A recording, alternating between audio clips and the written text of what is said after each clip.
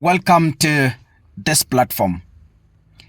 If you are a man of integrity, if you are a man who has high regard with high standards, a person who has a high reputation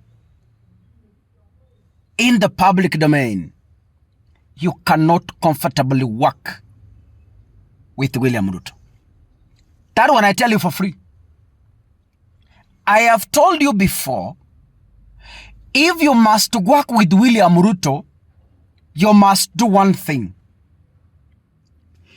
Immediately you've been given an opportunity in William Ruto's government, you go back home, you remove your brain, store that brain in a safe place in your home.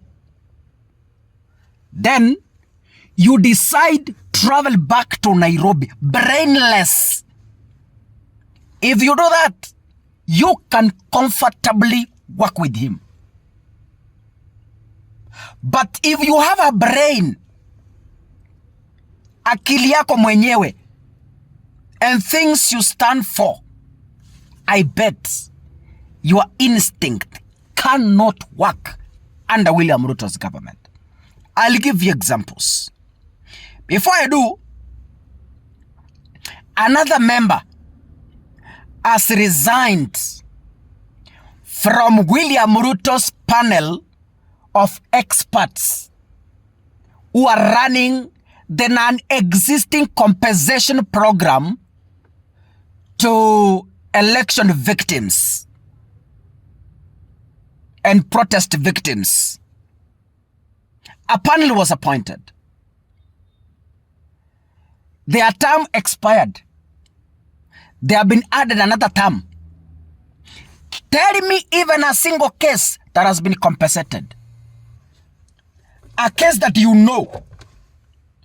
Case unajua wewe mwenyewe. That you can comfortably say, kaka, walk to Kakamega, walk to Mombasa, walk to Webuye, and tell me a single case. The entire period the panel has been in office before their term expired. Wewe niambie hata familia moja imepewa compensation that was affected from the post-election violence, from the protest injuries. Wewe niambie hata mmoja mwenye unajua. So I comfortably call it a non-functional panel that is there to squander your cash. Now, as I am speaking, Irungu Houghton, I hope I've pronounced that correctly, who is the executive director of Amnesty International Kenya, has today resigned from the panel of experts on compensation of victims of demonstrations and public protest with immediate effect. What is he saying? He is saying constitutional concerns following a High Court ruling that declared the panel illegal. In a resignation letter dated today, he said his decision followed the president's move to extend the panelist mandate by 180 days. Tarehe 5 January this year, William Ruto took to the media and publicly announced the extension of the panelists' mandate by 180 days, despite a judgment delivered by the Kerugoya High Court on December 4th last year.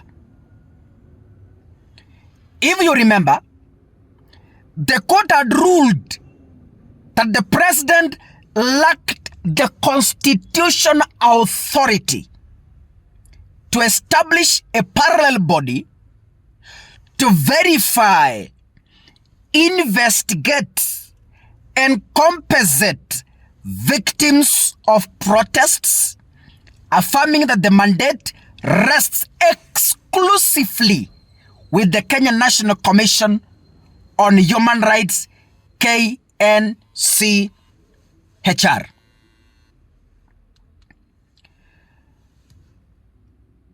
Afton stated that the ruling fundamentally altered the legal basis and institutional legitimacy of the panel's continued existence.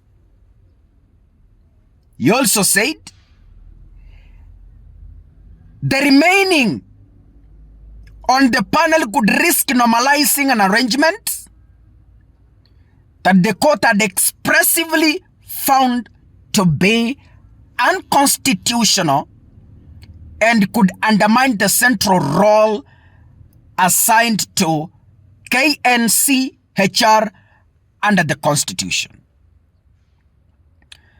Ladies and gentlemen, he has officially, as of today, distanced himself from the decision to appeal the decision, claiming that it went against his publicly expressed belief that the panel ought to abide by the court's decision in its entirety.